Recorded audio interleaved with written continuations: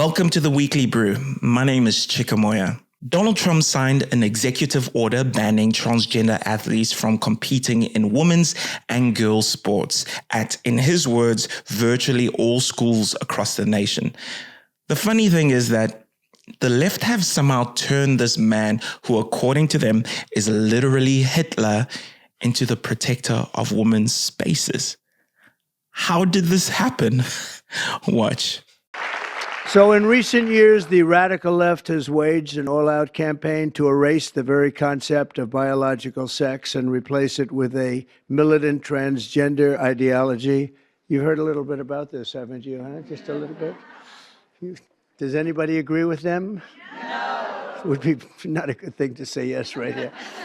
How did the left lose so catastrophically on an issue that should have been a slam dunk? No one cared about the trans debate until it became political. It became this virtue signaling cesspit of nauseating fake sympathy, censorship, and borderline insanity. We were told to ignore the evidence of our eyes. A woman was seemingly not allowed to complain about having to compete with transgender athletes. In fact, if she did, she would be called intolerant, a bigot, or something worse, which is what happened with Riley Gaines, who you see in the video, a swimmer who was forced to compete against a biological male. Her story turns quite sinister because her and her teammates were forced to change in front of this person.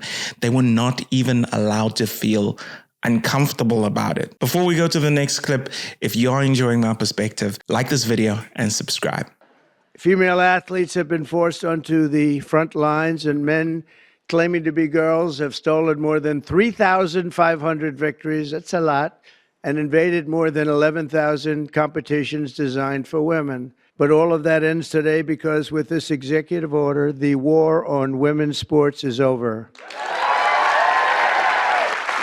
Under the Trump administration, we will defend the proud tradition of female athletes, and we will not allow men to beat up, injure, and cheat our women and our girls. From now on, women's sports will be only for women. So this will effectively end the attack on female athletes at public K-12 schools and virtually all U.S. colleges and universities. I don't think we've missed anything, but if we do, we'll make it up very quickly with an order. But Marco is going to make clear to the International Olympic Committees there, and he's going to make it as clear as anybody can make it, that America categorically rejects transgender lunacy. We want them to change everything having to do with the Olympics and having to do with this absolutely ridiculous subject that we even have to talk about this subject. If you went back 10 years or 15 years and you would move forward and listen to this, you'd say, what the hell are they talking about? This is impossible. But you have people out there, Democrats, that are still totally in favor. They can't win the argument. They can't win a debate. They look like fools, and they continue to go on. And it's okay, because as long as they do this and open borders and all of the other things they talk about, transgender, everything, all they want to do is transgender and men playing in women's sports and all of these crazy things. And if they continue, I think we're going to end up ultimately, it's not going to matter because we're never going to go along with them, and we're just going to keep winning elections, right, Mike?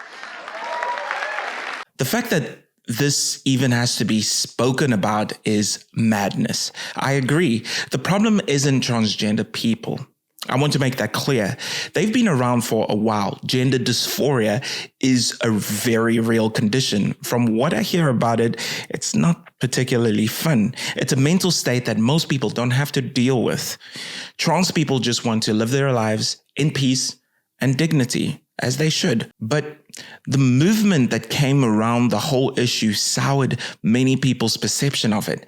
It became this pseudo-religious political movement, one that would come down hard on you if you didn't affirm every single bit of its ideology. It unfortunately radicalized people on both sides of the issue. You had to reject science. Even hyper-realist thinkers like Neil deGrasse Tyson had to do mental gymnastics. The XXXY chromosomes are insufficient. When we wake up in the morning, we exaggerate whatever feature we want to portray the gender of our choice. Either the one you're assigned, the one you choose to be, whatever it is. Today, I feel 80% female, 20% male. I'm going to put on makeup. Tomorrow, I might feel 80% male. I'll remove the makeup and I'll wear a muscle shirt. Why do you care? What business is it of yours to require that I fulfill your inability to think of gender on a spectrum? The left has always portrayed itself as protectors of women.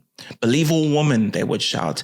But strangely, when it came to this issue, everything was turned upside down. Suddenly, men and women were pretty equal in strength. In fact, there was very little differences. A biological male walking into a woman's change room with his privates out was no longer a big deal if they simply claimed to be trans, even if their bodies said otherwise.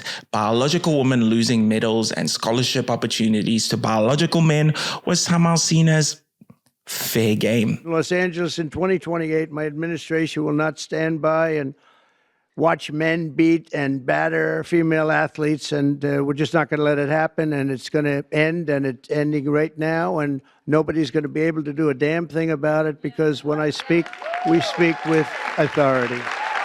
And for the same reason, just to make sure, I'm also directing our Secretary of Homeland Security to deny any and all visa applications made by men attempting to fraudulently enter the United States while identifying themselves as women athletes to try and get into the games, maybe where they are unable to get into the games. But the actions we're taking today are the latest in a sweeping effort to reclaim our culture and our laws from the radical left crusade against biological reality. This is such an easy win for Trump. In this issue, he does have moral authority. And I'm personally so confused as to why the Democrats ceded this ground. I will say that compared to other issues plaguing the world and America, this is a tiny one.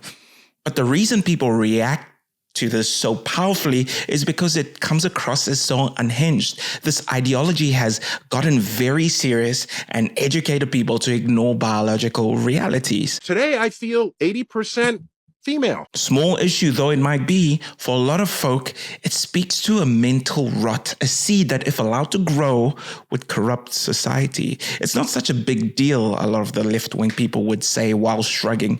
They would attempt to shrug it off as a non-issue. This was unfortunate because it seems like normal people thought it was indeed an issue. It was a road they didn't want to go down. I believe that it's important for people, no matter who they are, to have dignity and respect. We are each of us valuable. I would always want to promote kindness and respect. But you cannot force people to ignore the evidence of their eyes. So this was a big win for Donald Trump. Hopefully the Democrats learn from this.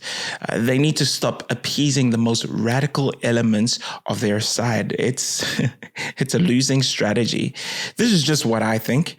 If you have any thoughts, drop them below and like the video. Until next time.